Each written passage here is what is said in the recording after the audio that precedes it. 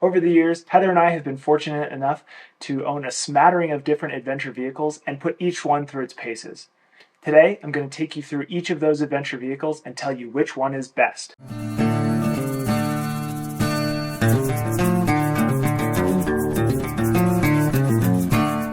We've camped in everything from small Subarus to full-size trucks, and we've even done van life twice.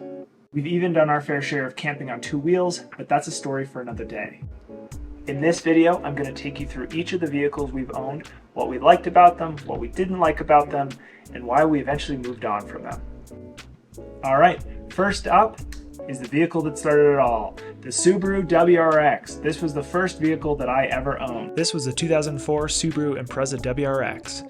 It took us to many bike races and ski trips, and believe it or not, I was able to sleep diagonally in it. And guess what? I'm 6'4".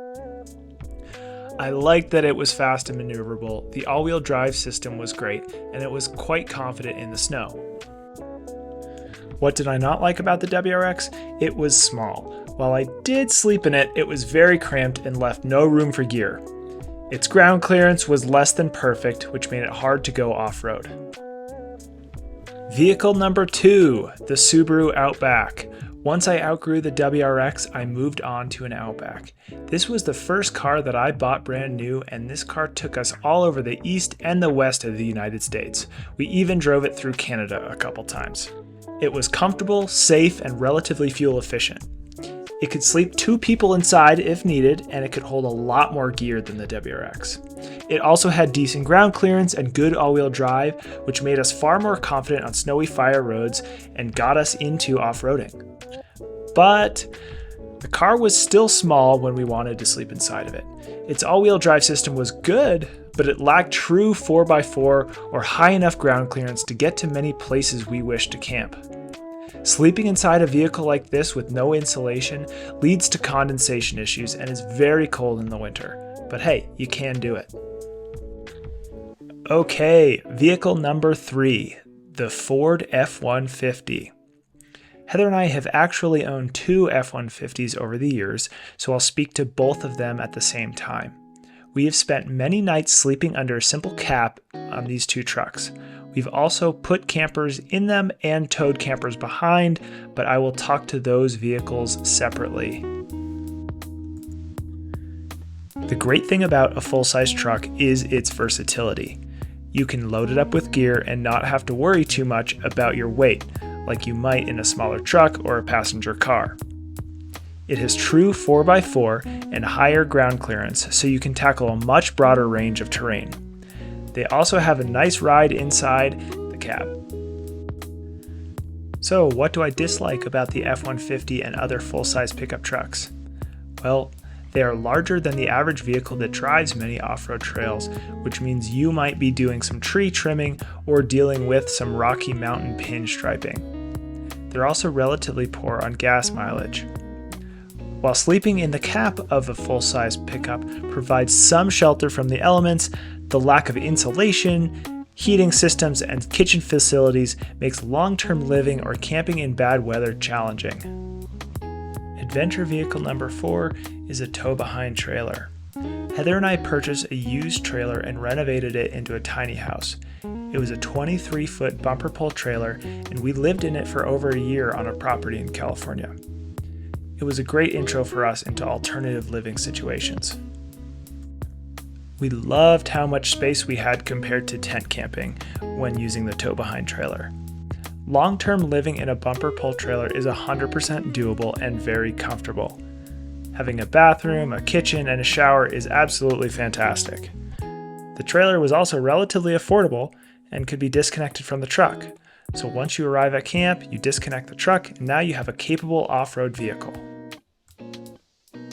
While the trailer has a ton going for it in terms of creature comforts, its maneuverability and off-road ability were its Achilles heel.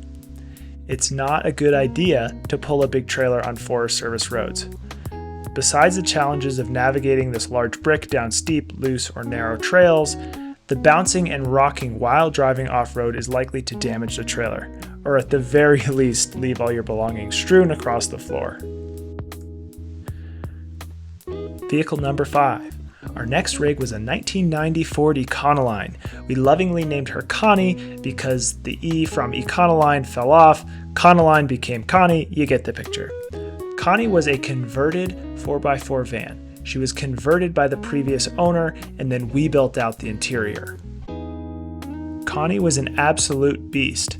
She had a decently powerful diesel engine, true 4x4, and could climb up any hill. In Connie, we built a simple kitchen and loved that we could get to absolutely any camp spot that we could get to. While Connie was a beast and could get us anywhere, getting us home was sometimes a challenge.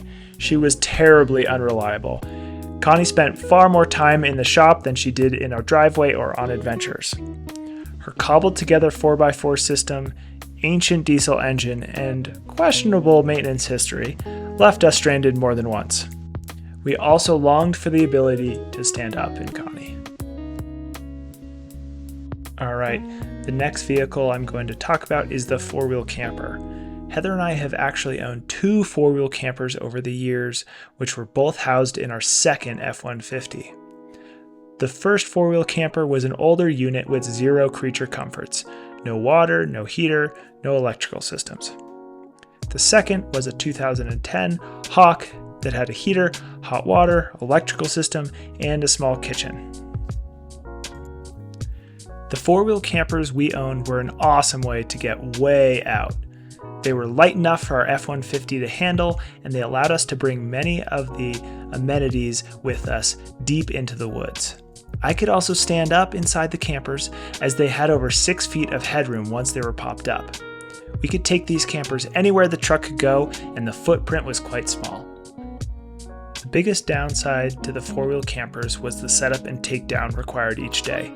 We found the process of popping the top, moving all our stuff in and out, and shuffling between camp mode and drive mode to be taxing on longer trips. Our second issue was camping in the wind. On numerous windy nights, we had to drop the camper top because we were afraid of the wind damaging the camper or falling on us. While this never happened, it was a true concern that we had. And finally, in the winter, we experienced a ton of condensation in the camper due to thermal bridging from the outside. Moisture in a camper, if left unchecked, can lead to mold, which is never fun. Okay, last but not least, vehicle number 7, the Mercedes Sprinter. Our second foray into van life was a 2015 Mercedes Sprinter long wheelbase. This rig was our most recent adventure vehicle. It was a great rig. We bought the rig from a friend, rebuilt the interior to our liking, and spent many nights in this rig. It had a diesel heater, fridge and freezer, and a water system. We absolutely loved the headroom and the creature comforts of this rig. The van was always warm and dry, even when camping in temperatures below 0 Fahrenheit. It was super easy to drive, and we consistently averaged above 22 miles per gallon. This van also had a dedicated spot for mountain bikes on the inside of the vehicle, keeping them safe from thieves and from the elements. We lived out of this vehicle for weeks at a time in comfort. The biggest downside to the Sprinter is its size and maneuverability. It is a big vehicle. It is tall. It is long. It doesn't brake quickly or accelerate quickly. And most importantly, ours did not have 4x4. It was rear-wheel drive. While this vehicle was surprisingly good in the snow because of all the weight over the back wheels, there wasn't enough ground clearance, and lacking 4x4 meant we couldn't take it to many of the campsites we had found with some of our previous rigs. Okay, so I know that I promised that I would tell you what the perfect adventure vehicle is at the beginning of this video. I'm going to let you in on a little secret. There is no perfect adventure vehicle. Every single vehicle is a compromise.